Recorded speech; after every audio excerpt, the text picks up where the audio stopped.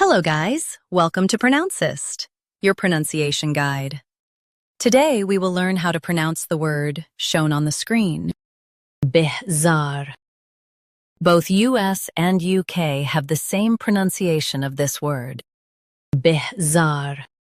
Now read the syllables shown on the screen naturally. Bih,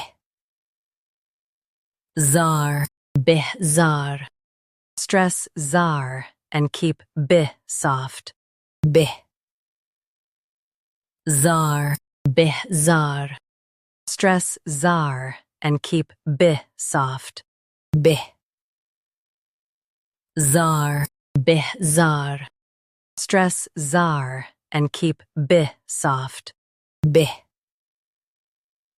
Zar, bihzar. Practice repeatedly and you'll soon be able to say this word perfectly. The best way to practice is to repeat the syllable multiple times. The meaning of the word is strange or unusual. Try repeating this word several times to improve your pronunciation.